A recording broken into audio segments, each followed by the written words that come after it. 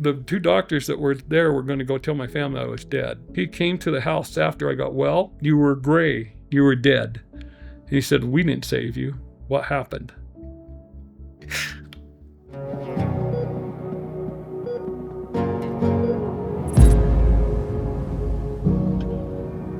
Welcome to Prioritize Your Life and PrioritizeYourLife.com.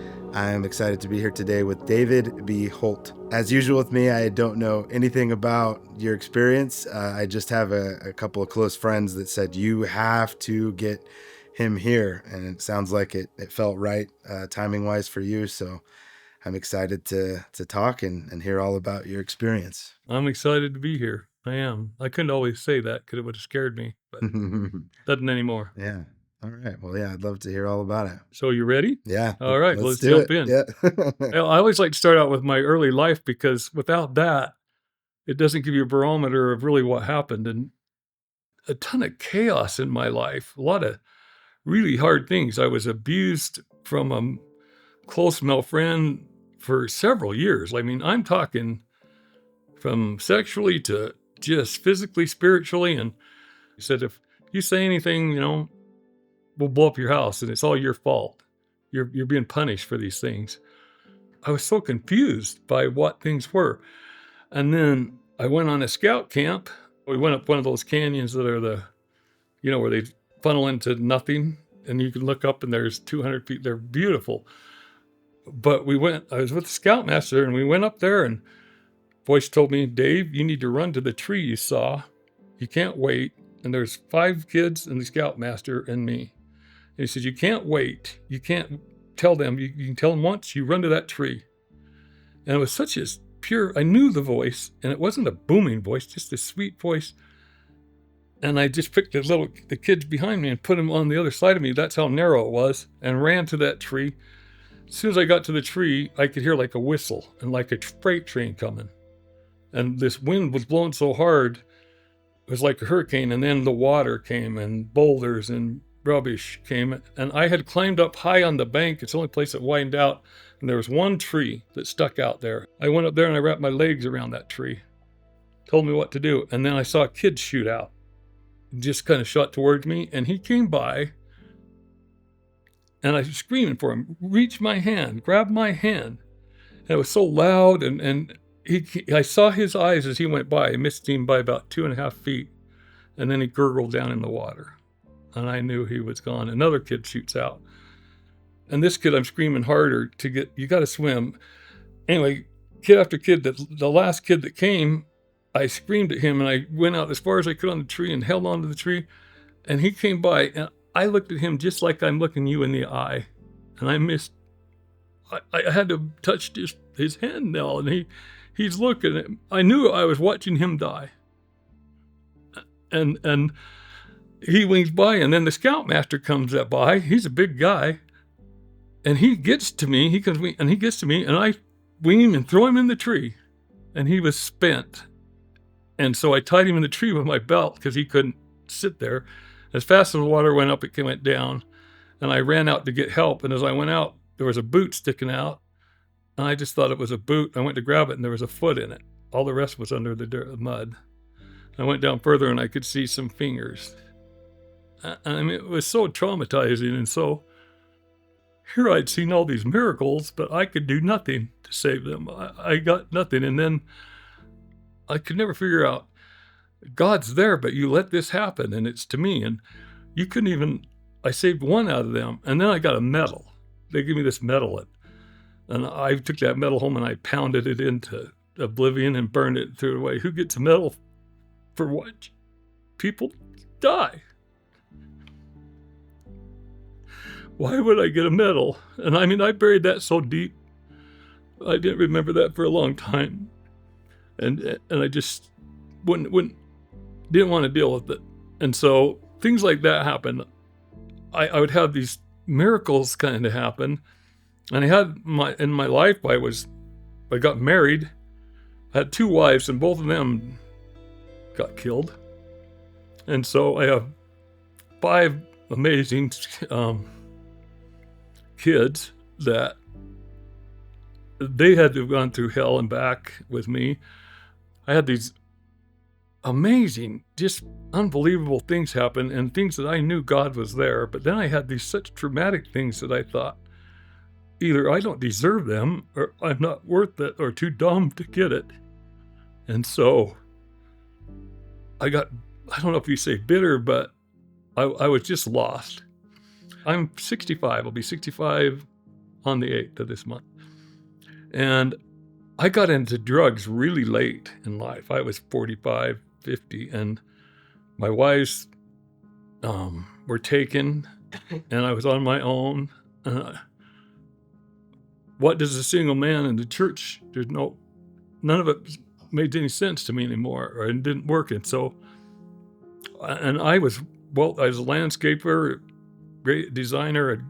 I had all the toys, huge house, Corvettes, boats, big. I had all the toys, all the things that should have made you happy, but none of that did much for me. And I got into drugs, and it's funny because you just start down this little gate in the drug path, and I was just trying to numb myself, I realize now. But that spiraled me into such a horrible, horrible place. And my parents' family, everybody tried to get me right, get me into rehabs. And I'd be clean for a couple of years, and then somehow I would get sucked back in. And each time you go back in, you go in quicker, deeper, and worse off. And so I was to the point where I lost everything I had, all the money, even I was living with Shreya and Michael again. My poor sister got stuck with me, and I'd lie about I was the best liar on the planet.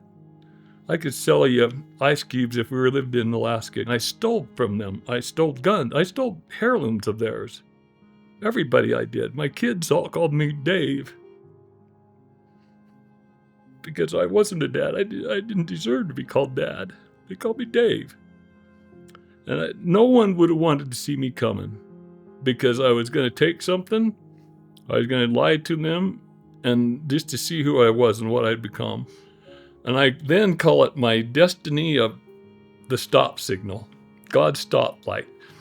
They put a new stoplight in where we drove home, and it was one of those, you had to stop at the stop to turn and then wait till it went green. You couldn't go right on they changed it to that, but not me. I went right on through.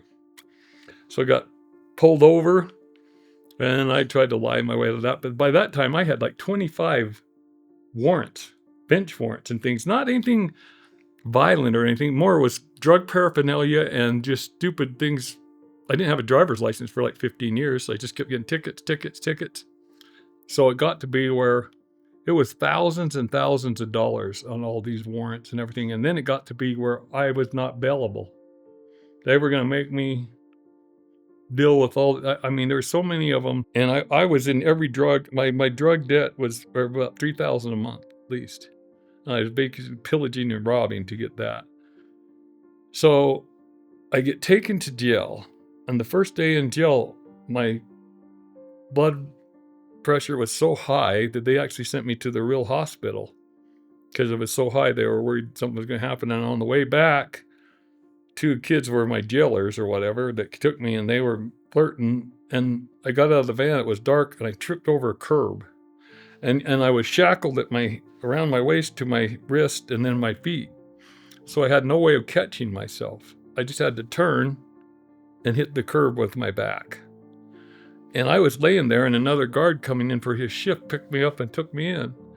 And it shot such tingles and stuff up and down my back. I couldn't walk. My legs would give out after that. And they all thought I was faking something or whatever. Or like, you just got back from the hospital. You're not going again. And they knew I was on drugs and stuff, so they just thought a lot of it was withdrawing. And I don't want to get into too much of how horrible the jail is, but what you think it is not what it is. It's as bad as any jail you see in a foreign country. You get no help whatsoever. None. And I hit so hard. I was black and blue from my shoulder blades all the way down to my feet. Black is black. And I had this big open sore on, and they won't even look at it. you had to fill out this kite thing. It would just have them look every morning. They come in and say, physical trauma or whatever. And if you don't get there in time, they just walk out. And I had to fill it out right. Well, they had lost my glasses at the hospital, so I could not see to fill it out. And I tried to fill it out, and I went to hand it to the girl one day, and she says, it's not right. Tore it up and threw it in my face. And I'm in excruciating pain. I didn't know at the time. I know now I had a heart attack. I couldn't walk. I walked into the jail, but now I had to have a wheelchair for them to get me around. And I was sick. I was withdrawing. There's no question about it. I was throwing up this black kind of bile, and I had to crawl to the bathroom. And after being in there about 30 days of trying to get help, didn't even get looked at by a doctor. No one would look at me. Nobody would help me because I couldn't fill that out right. And they'd say, that's not my problem. And my family would come to even try to help, but they would tell them I didn't want to see them because I couldn't get to the window. So they said I rejected their visit, which was all not true. And I was suffering. And I'd done a lot of things, so I deserved to be in jail. I got all of that. But I didn't think I deserved to die in jail. And so it got, after being in there about 30 days or so, I finally got to, I was so upset and hurting so bad, and I would get, if I stood up, I would pass out. And the crazy thing is the only compassion I got in there was from the other inmates. The only thing that, you can't tell what you're eating. They have to tell you what it is. And my bunkmate, his job in the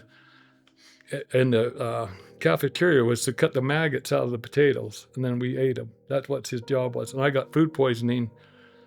So if I smelt something coming, I would throw up. I lost 45 pounds in there. I could not eat, it was so god awful.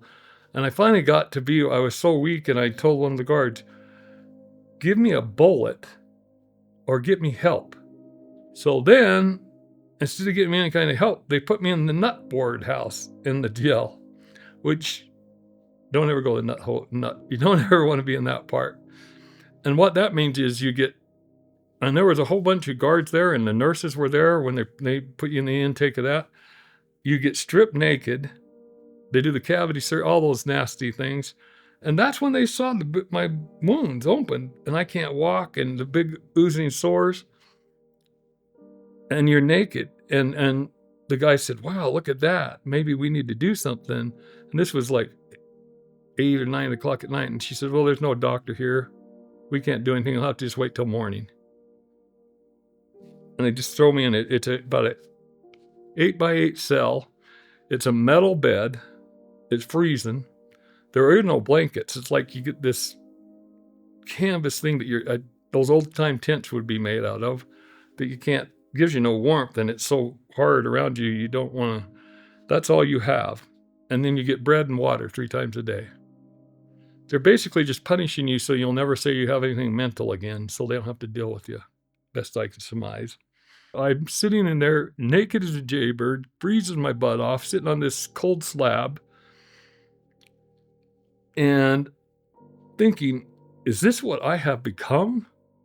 Is this what I am? I had been given so many wonderful things, and this is what I have become. And I was so mentally racked, and just, I had no one to help me.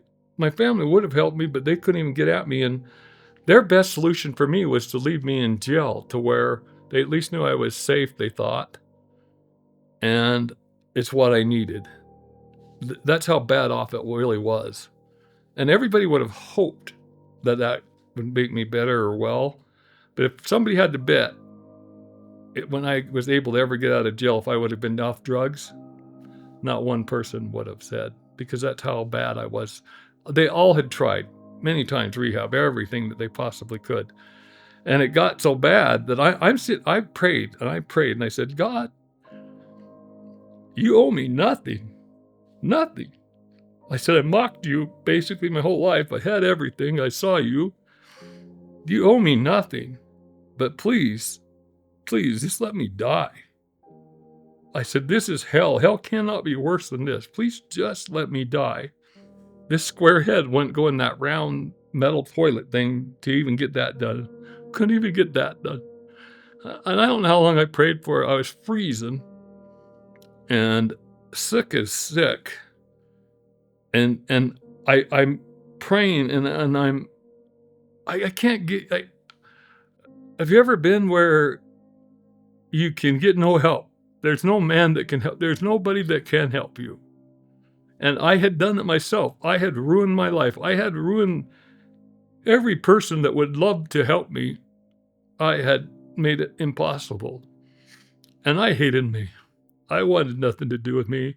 And I'm sitting there thinking, how did you let this happen? How did you go from that to this? And I'm just praying and I'm praying. I was physically, mentally, spiritually tormented. And I could have had it so much different, but I didn't. And I'm sitting there praying and praying and praying. And all of a sudden, my dad is there. And my dad had been dead for 7 years. And he's right in my face, just like you, that close.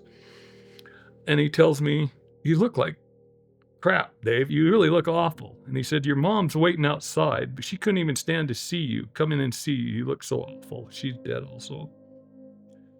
And he said, we worked really, really hard to get you in here. Honestly, I was pissed. I was thinking, can you not? I'm on death's doorstep, and you were telling me you worked really, really hard to get me in here. And he said, we tried so many ways to help you. All of us did. We did everything we could to make you, help get you right, help you figure out your addiction in your life, and you wouldn't have it. You wouldn't do it. There's nothing you would have. And he said, this is kind of it. This is your choice. And I'm here. I know you, I love you. I know you can do this. I know you're better than this, that you were made to be much more than this. I know you can do this. And he said, I will leave now, but you can get better. And as he left, and as I'm sitting there just praying again to die, because I was so sick and so wrecked, I got hit with a beam of light that was like a pointer, like a laser light. And I looked, and it hit me right kind of on the head. And it was hot. It was going to burn. It got hotter and hotter. And as I looked at it, before long, Christ was there. Christ himself. Not in some vision.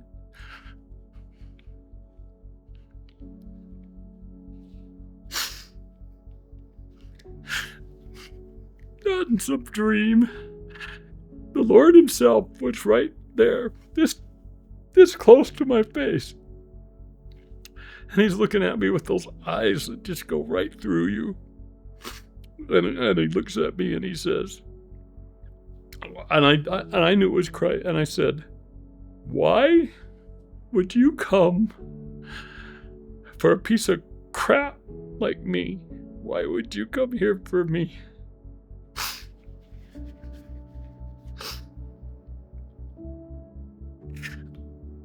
And he said, Dave, I've been here the whole time. I've just been waiting for you to accept me and look to me and for you to fulfill what I know you can be and what I built you to be. I made you. I know who you are. I know what you're to do. And I love you. I've always loved you. And he said, I know things look really bleak. I know you have no hope. I was hopeless. And you don't think you're worth anything. But I know what you're to do. And I knew you would have these lows, and I sent you angels. I sent you the elite of God to be around you when you were weak, to carry you.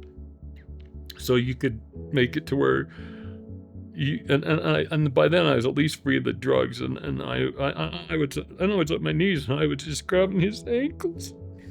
I could see his wounds in his feet. I just said, I'm too far gone. And he says, I know what you've done. He said, I know why you did what you did. And he says, you can be saved through me. And I know you can do this, but it's your choice.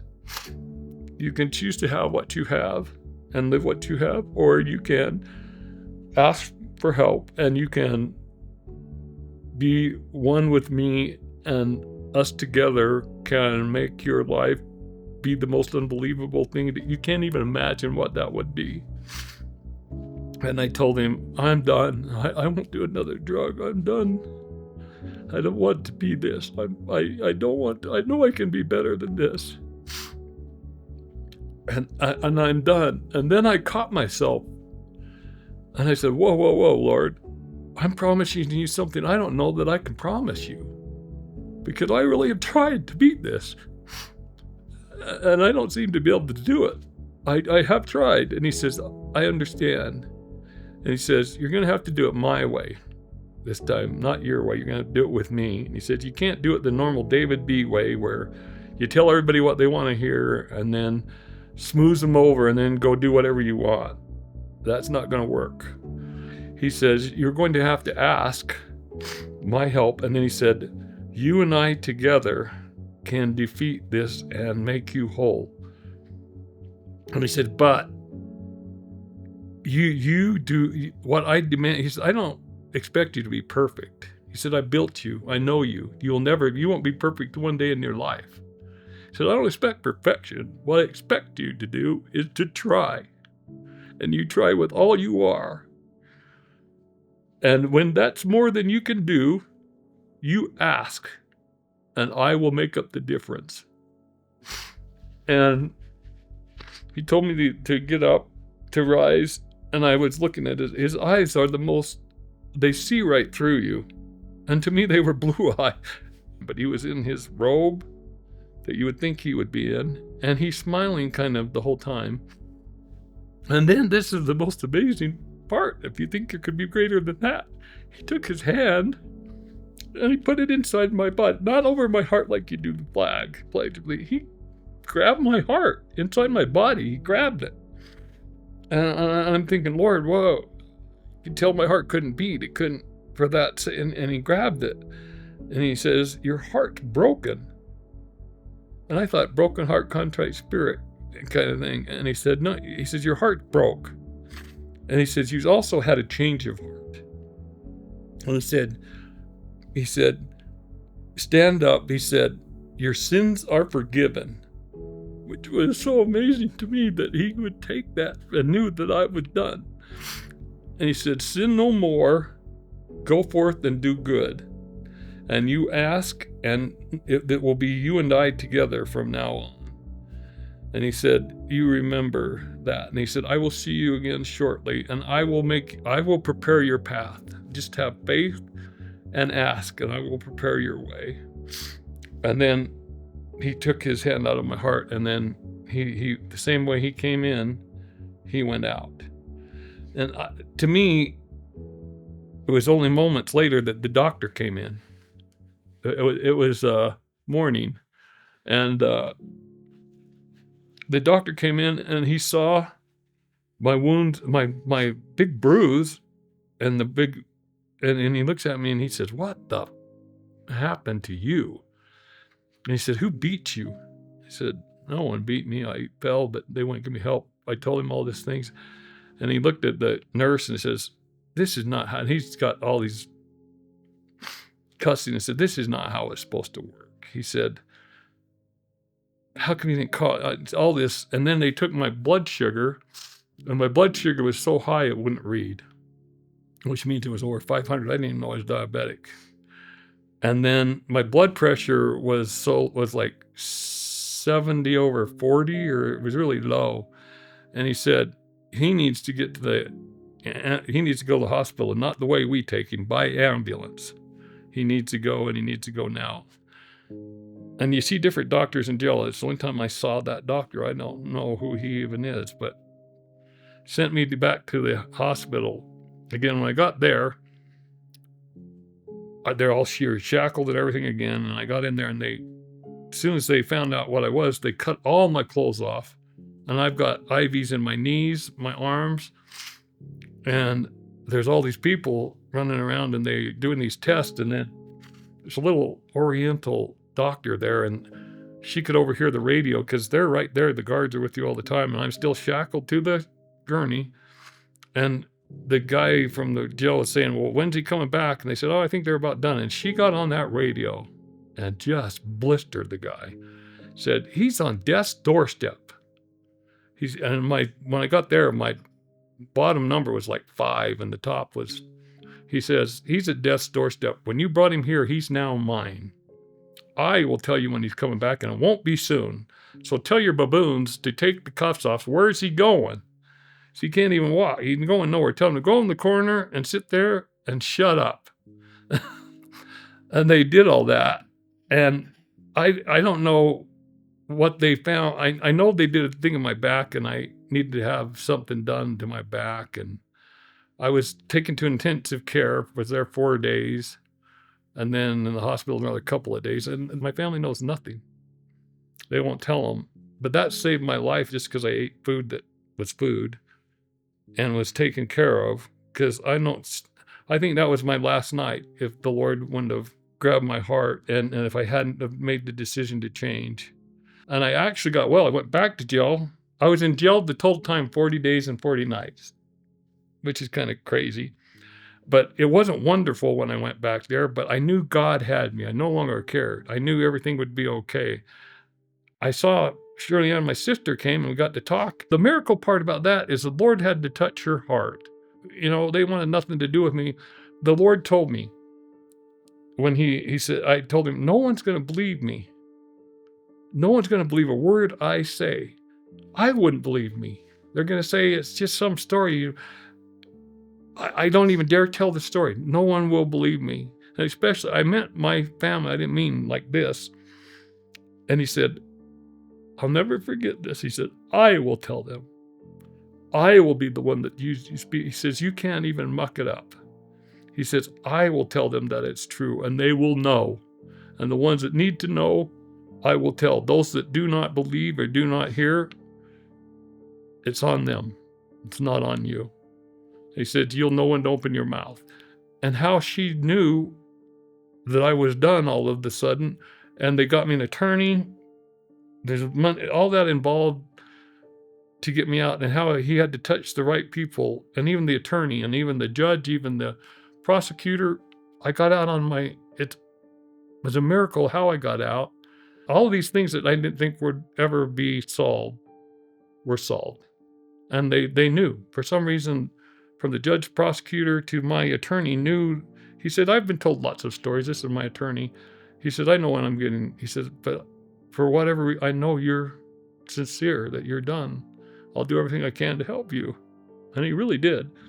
Saved my life. So now I get released from jail. Who do I go back to? Who do they release me to? My jailer, Shirley Ann, my same sister. Her and her husband take me back, which is a miracle in itself that they shouldn't have. And they helped me get all of those things taken care of. But then about 2 months after that, I get these really weird, nasty sores on my finger. Just big open wounds. And her husband's a heart surgeon. And I called and showed it to him, and he says, you need to get to the hospital. You got something wrong with your heart. I'm going, I didn't understand. He's the smartest man I know. He really is an amazing spiritual man, her husband. And the funny thing is you get in a religion, he's a Catholic, and none of that matters. It just matters how you know God. How that all evolved is amazing. Nothing's by happenstance. But I go to the hospital, and the nurse, they're going to send me to a dermatologist. Shirley Ann comes and says, well, my husband thinks it's this, and this. They check my heart, and they said, oh, you're not going anywhere.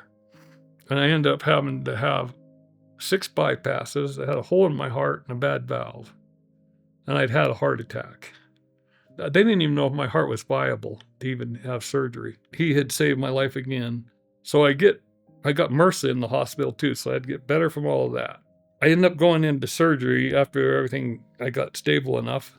And I'll never forget, as I was going into surgery, I asked the Lord, am I good? And he said, yeah, I'll be there. I got you. Don't worry about it. I will be there. And it's funny because people say, you talk to the Lord? And I go, yes. I talk to him like we're talking. And I hear him. Ever since I didn't always in my whole life. I was the worst, you know, I never heard anything, and I had to do it myself. I was horrible in so many ways. And so he told me, and he didn't have to, but I remember the nurse, it was a male nurse before I went in there, and he told me all these things, and they said, I'll see you when you come out. And I says, are you sure? And he didn't answer me. And then he did something else, and he said, I'll see you when you come out. And I said, are you sure? He did not answer me. So I was nervous going in, but I go into surgery, and I was in surgery for 8.5 hours with 2 different surgeons because I was so complex, and I didn't know all of that even. I didn't worry about it because I knew the Lord had me. I was no longer, he had me. I didn't have to worry about it. And Shirley Ann had me. So I could have been in better hands. So I'm in surgery. I come out of my body during surgery, and it's the most crazy, surreal thing. You look down and you see this guy with his chest all open with these metal things, and the 2 doctors were saying, he's in trouble. We've got to balloon him. That's how dumb I am. I thought they were going to make me a balloon heart or something. I didn't get what it was. Anyway, and then I looked to the right of me again, and there's my dad again. Good old dad. And he looks at me and says, get in there, you nuthead. Where do you think you're going? Just like the day he died, I get goosebumps from that one. And he said, you can go for a while. You can go to see your mom, your sister, and others. You need to learn some things, but you have to come back. You have no choice. My kids were in the waiting room. I went through the wall. You just go through the wall. And I told my kids where they were sitting. There was a lady in there that my grandkids were acting up. I told my daughter what book she was reading, the character in the book, and the page in the book, because I was over her shoulder. She freaks her out. Like, they don't even like to hear that. And so I saw what was happening there, and then I went back, and I call it my transport. And it was like this, a bubble that was just kind of a little bit bigger than me, but it just engulfed me, and it was the most comfortable ride, and I could see all the way around, and I could see up, but before I knew it, I was going fast, just upwards, not in a tube, just shooting. I was really bright and white, but shooting through this blackness, and then I smacked a bigger orb than mine, like I call it a bus, and I hit it hard. I smacked it, and I thought, I'm gonna get a ticket in heaven. I've got one everywhere else in my whole life. I got to get one in heaven. And then I get out of it, just dissipates, and I'm there. And the people on the bus, I knew. And what took me up, I could tell there was a higher power. I could tell there was an intelligence pulling me. And it was the most amazing feeling. But one even asked me if I wanted to go dance with her. Because I said, well, no, I don't think I should go. And then my mom was there. And my Aunt Lois was crippled my whole life. She had spinal whatever her whole life. And she said, look, no crutches. And she sticks out her arm and says, let's run. And she just ran and left me. And then my sister had to come and get me, said, Aunt Lois has a good go button, but not a very good stop button. And took me back to where we were. And then, as I'm there, and everybody there doesn't talk like we are. You don't use your mouth. It's like a download to your heart, and it's very quick. And then my dog, Walter, my lab, I loved him. I cried for a month when he died. He comes running up to me. And Walter tells me, I love you. I've missed you. I'm your pet, and I will be your pet forever. And I can't wait for you to get here for reals. But you know you got to go back. But when you get here for sure, I'll come find you, and I'll be yours forever. And you know you have to change or you won't get back here. And then he just trots off. But I'm kind of amazed by that whole thing. And then the streets really are gold. Their gold is perfect gold, and their colors are so vivid. The lawn, I'm a landscaper and a gardener. I'm looking at that like, who did this? I thought I could be a gardener in heaven, but I'm not that good. And they even smelled, they gave you life. take these deep breaths like you do when you're at the dentist to try to get rid of pain from laughing gas. But it's feeding you. The plants are feeding you, and the lawn's feeding you, and you're trying to get more in and more in. And you can tell from each plant that they gave you some of them, their own life for you to live, to be fed. And there's a love transaction in there that's hard to even describe. And you know you're surrounded by love and loved ones, like love I've never felt before. And I'm walking up, I call it the Holt path, and I see aunts, uncles, but they're all 30. My grandpa, 30. My grandma, 30. One grandma came up to meet me and she says, "You've never met me before. I'm your dad's mom. I was gone before you were born. I just wanted to meet you and say, they all told me certain things that I needed to change, and that they all had faith in me, and they knew who I was, and that I needed to go back and fulfill the promises I'd made before." And then she said, "You look so much like your dad." And I said, "Yeah, Dad's pretty good looking, wasn't he?" And he said, "Oh, you're a character." And then she went off to my grandpa, and then my Uncle Ed comes riding up on his horse. And he's like, my Uncle Ed was kind of like Hoss Cartwright, if you know that big guy. And he comes up and he hops off, and his horse looks at me and he said, "I'm Snap." I go, "Okay."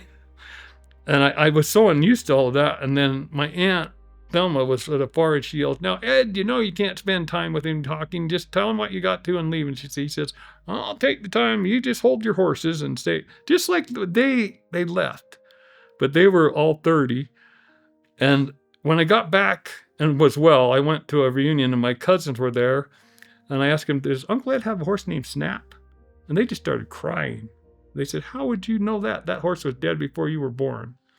He said, "Yeah, he was a cantankerous horse, and he would grab anybody that rode him besides Uncle Ed and bite him with their teeth and yank him off the saddle. Wouldn't let him ride. Only Uncle Ed." They said, "How do you know him?" I said, "He's the most arrogant horse I've ever met." And they just started laughing. And they said, "Well, I have to." It's funny how the Lord gives you these things to come back with so they know it is what it is.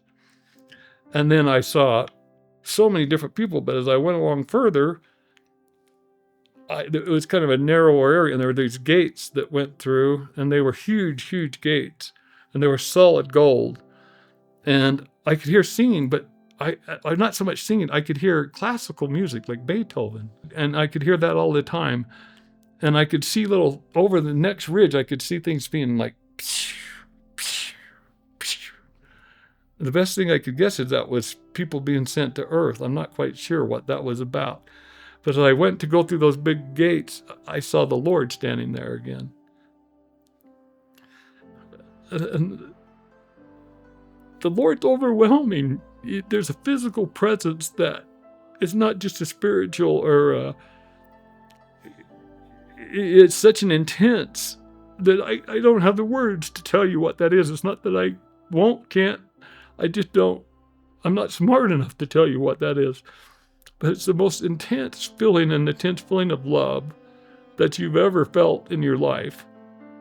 And then I'm walking through the gates, and then he puts his hands out like this to show me his wound. And I know who he was. I was on my knees again. And he said, "Please fill my wounds." And I was taken back by that. Like, I don't need to. I know who you are. I don't need to. I know who you are. And he said, "No, please fill my wounds." And so I got up, and as soon as I touched the wounds on his hands, I instantly knew the pain and the suffering he had to take for me. Just me. That time in jail when I couldn't take it 2 seconds longer, I was so done. I was so spent that he made whole, that he readily took for me. And I only had to take it for a few seconds. And he said, "I didn't do that to show you my pain. And I didn't do that to boast." He said, "I did that to show you how much I love you and what I would do for you. And what that was just a small part of me telling you your sins were forgiven that I took for you, all out of love. Everything that I have is through love. Everything my Father's is from love. Everything that is made whole is by love." And there's some things that happen then that I won't share. That it's sacred to me. It's sacred to anyone. And I won't mock God. It's not something I share. I'm not saying that because I don't want to share it. I'm telling you that because it's so precious and sacred to me. What I saw, what I was given, and things that I saw to come on the earth, and the things that I needed to do, things I had promised I would do. He had to show me what I promised to do and what I needed to do. And if I didn't do it, no one else could do it. And he had built me and made me to do this. He said, I know you can do this. I made you to do this and to walk with me. And again, he said, when it's greater, I don't expect you to be perfect. You won't be perfect. And I don't expect you to do any more than what you're to do. But you and I have no limits. There is no ceiling to what you and I together are. You are who you are. But you and I together is not the same person as you. And if there's anything that you need to learn, it's that. And to ask. I cannot help you unless you ask. You surmise all the time, I'm just going to take care of you or be there for you. You need to ask me, and I will be there. And I really realize that's so I can build a relationship to now where I talk. And I spend enough time, now when I pray, I take as much time listening, not saying a word, as I do praying, for him to tell me things. And it's changed my life in so many ways. And I remember telling him,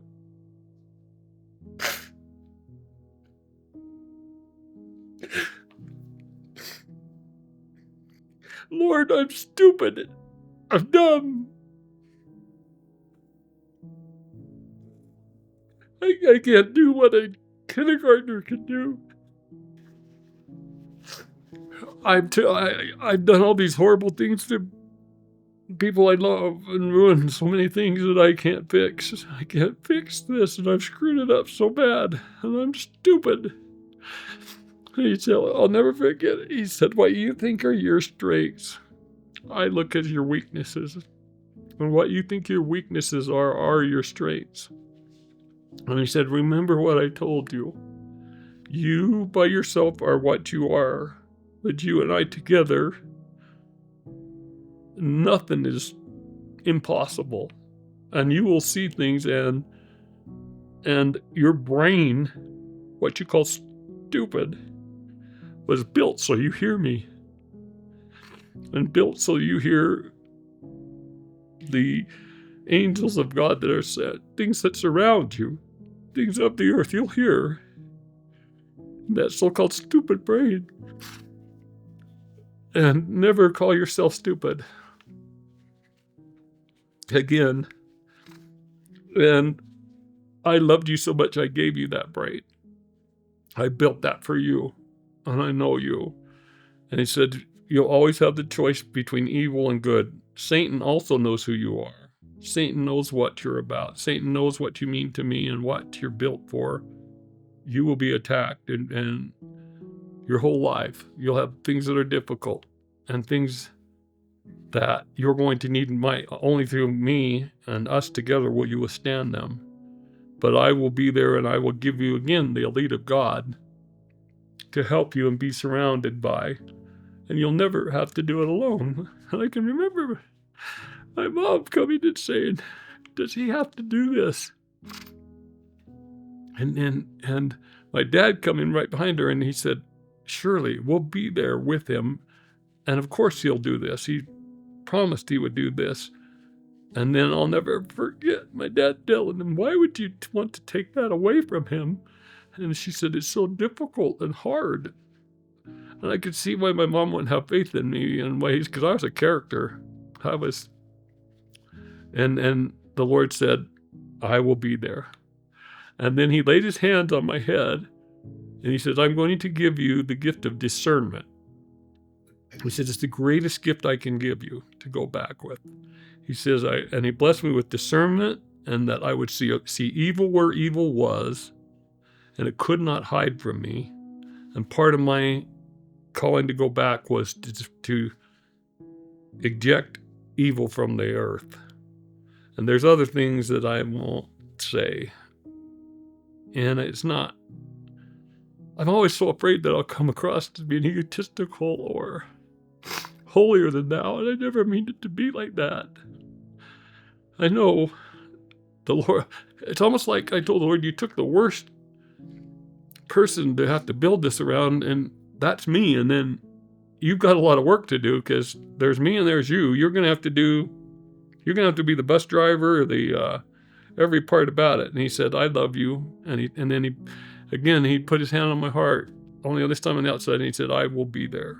I will always be there. And then he says, you need to go now, but always remember the love you felt here, and it can be there you ask, and it will be there. I walked down and I saw my mom where my transport, I'll call it, was, and my mom was there with infants. It's the only time I saw any infants. Everybody else was 30-ish.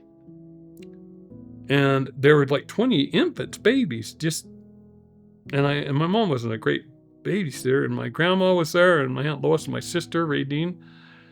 And I go, what are you guys doing with these babies? And my mom said, these are very close relations of ours that their mothers miscarried them. And they're waiting here for their mothers to get here, and they won't get a day older till their mothers get here to raise them. And I knew that had to be important for her to show me that. And I really realized since then, I've told many women, I just say it, and they'll break down and say, I always thought that I was wicked or did something wrong to have that happen. And it's totally the opposite, because those children did not even have to come at all. They were so perfect that they didn't have to come to be tested. But that mom had to be perfect to hold them in their womb. Her heart had to be perfect. And it actually was a great gift of God to let them be, and they earned it. It's some gifts are given from God. Many things you bank, you earn. I tell my sister all the time, well, you bank that in heaven. It's almost like he has to give you that because you've done all these wonderful things. When you need help, you take that out of the deposit of the blessings you've made. That's why he can bless you. And I just know that was very important. Then my mom says, you've got to go now. You can wait no longer. There's many other things up there that if you had all day, I could tell you. When I tell you that's all a download, I realize we only have the capacity to understand God's God, and he has to dumb it down. I even told that to the Lord when he was giving it to me, because it's nothing by mouth. When you're telling people, you have to say the truth. You've been taught your whole life to manipulate with your words and to manipulate what you got. You cannot do that here. You have to say exactly what you mean, and they have to get exactly what you mean. It can only be truth. And then he said, never ever lie. Not even a little white lie to help someone. A lie will fall apart always. Always build with truth. Figure out a way to say it that is positive and truth, never a lie.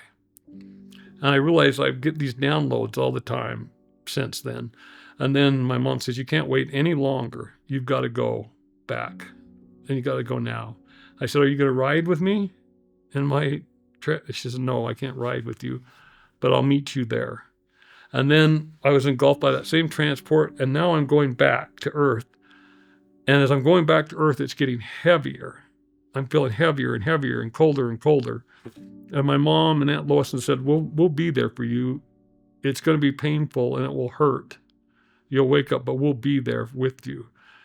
And as I got back to my body, I got out and my mom's there. And the last thing my mom told me was, learn to enjoy physical touch.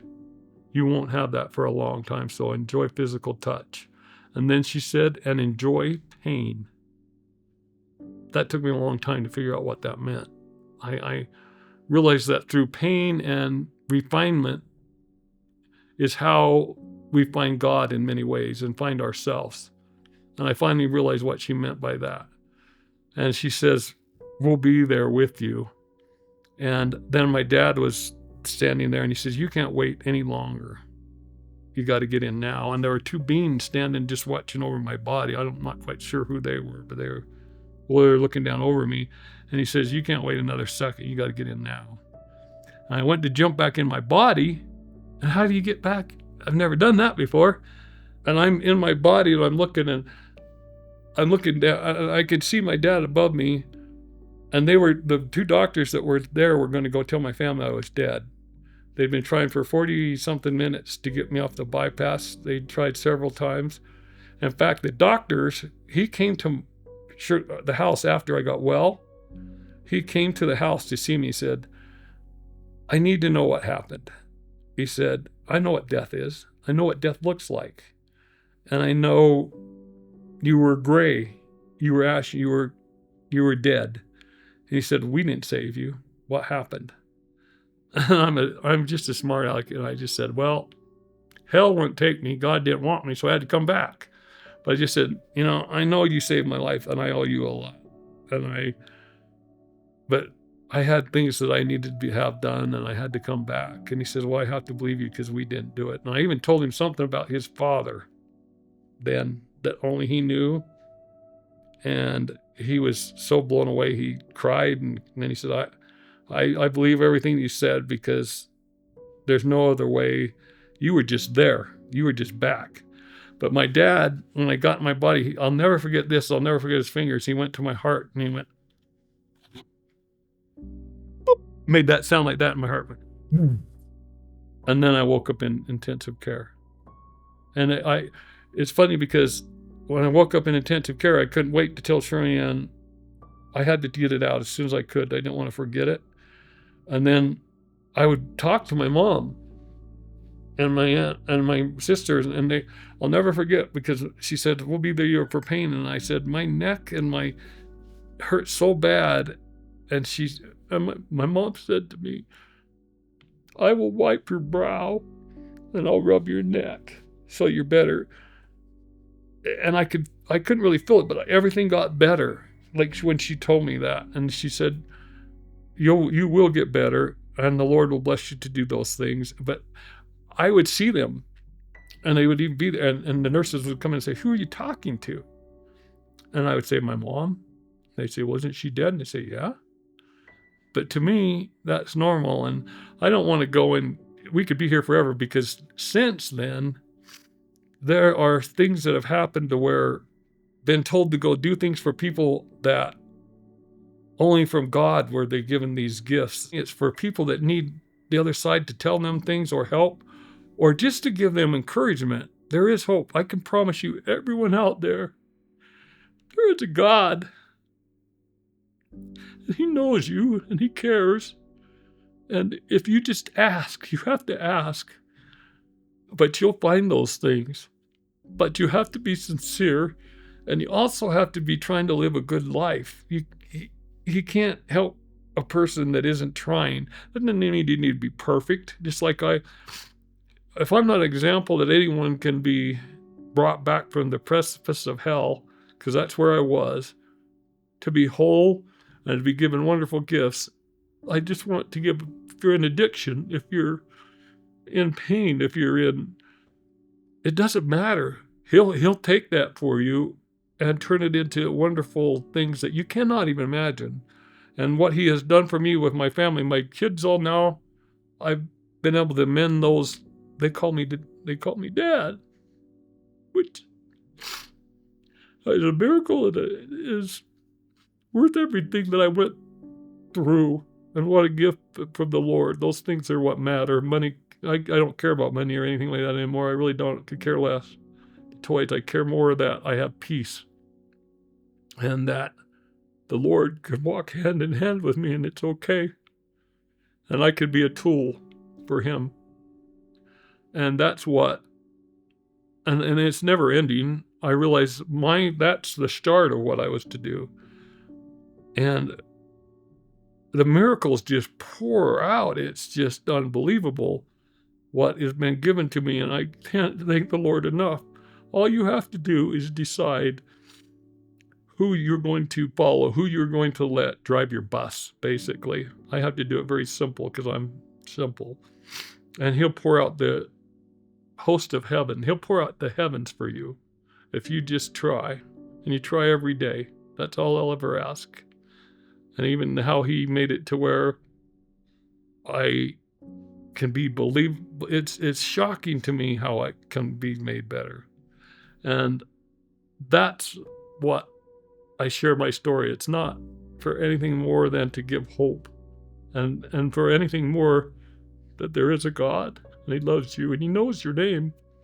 He knows you and knows what you need. All you need to do but is to ask and try, and you'll find unbelievable gifts for you.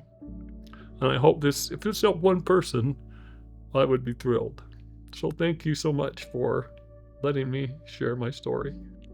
Well, mission already accomplished, because you helped me a whole bunch with Well, thank you.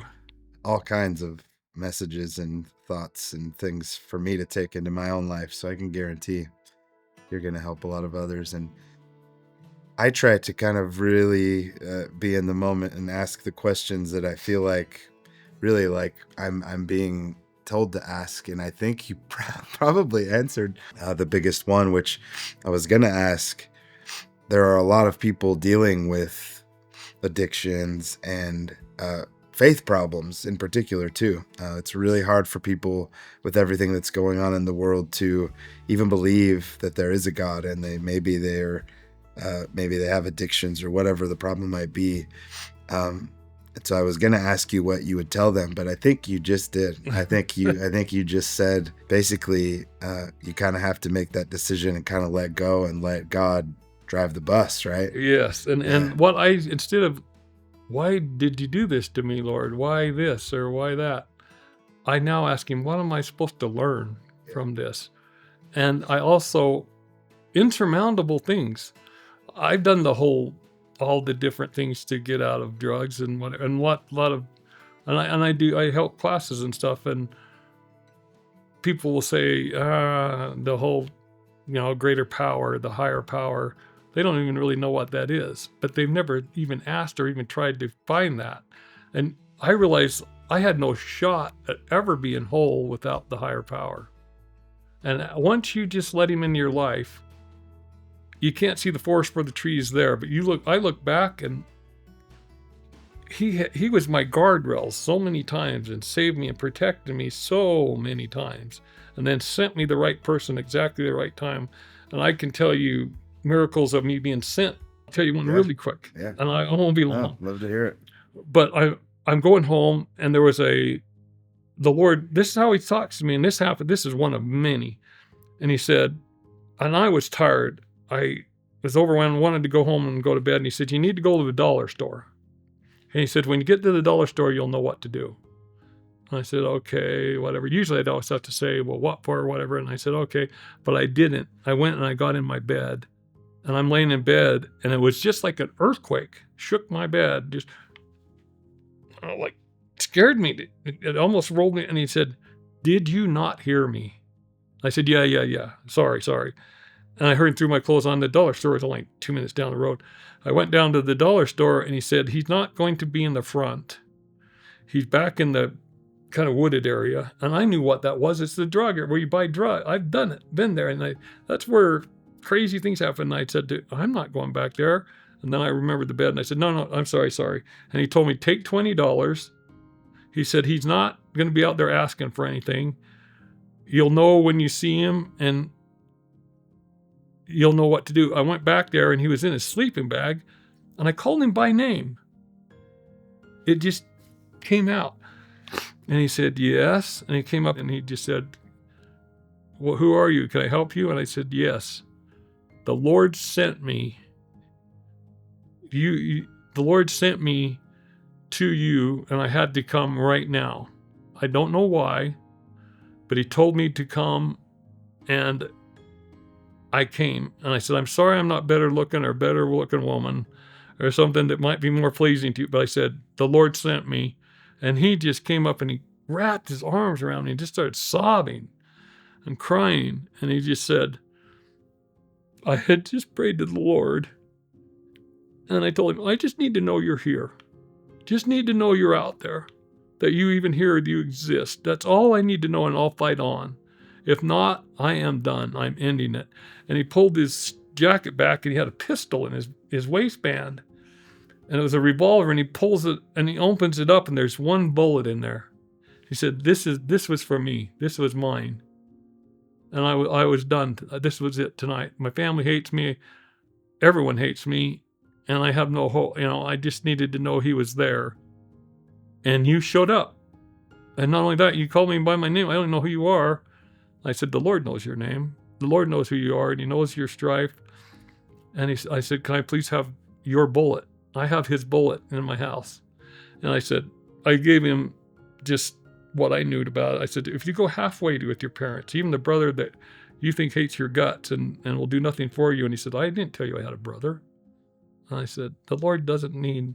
And he said, just put yourself in his shoes. You've hurt him. And you need to try. If you could just be honest, even if it's not the right answer they want to hear, if you would just be honest with them and try to meet them halfway, your life will change. And he's just, and I said, here's $20. And he said, did the Lord give you that? And I said, yeah, in a way, but he told me to give it to you. And he said, he was so overwhelmed. He got on his knees and he was going to he started try to kiss I said, I'm not God. I said, I'm just a messenger. I said, I've been where you are. I promise you. And you can change and you can be so much more, and you are so much more than you think you are. Do you promise me you'll try? And he said, I have to. I know there's a God and he expects me to.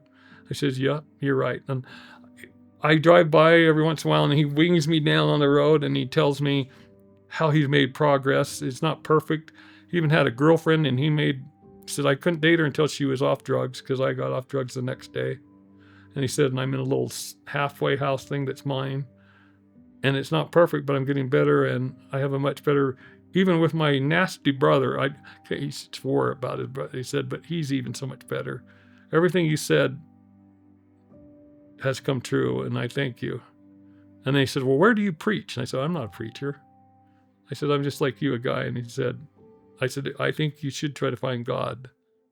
I think you owe it to him to find him. And he'll change your life with that. And I seen him like 3 or 4 times since then. And you can just tell by his countenance and how he is, he's so much better. And it made me realize when God calls, you don't go to bed, you go. And I could tell you so many stories that are amazing like that then just reinforce that all you have to do is give a little of yourself. And then if you can just hear him, it will change your life. The Lord has timing, and you have to be able to, that's why you have to have that open so you can listen, and it will only work when he's ready and prepared the way. That's why you have to have that relationship with him. And judge not that you be not judged. There's so many other things I can go into, and I don't want to sound like I'm know-it-all, and I don't want to ever sound like I'm egotistic, or I know what I was and what I am, and anything that is good of me, mine's minuscule, but the Lord's is immense. And I pray for all of it. I can see it out there, how many people are hopeless and wandering and looking. I just pray. I promise you, if you'll just put in effort to find God, he'll find you back. He found me in a jail cell, trying to kill myself in a metal toilet. He'll come to where you are. I promise you that. So, hope that helps. Thank you, David. You bet. It's such a pleasure to meet you. Thank you for your beautiful message. I don't think you'll ever understand until you look back and see all the people that you'll help. And I hate to say this is not morbid anyway, but when you pass, all the people through this that you've helped will come to you then and say, you helped change my life. So good on you. Thank you. Yes. God bless you.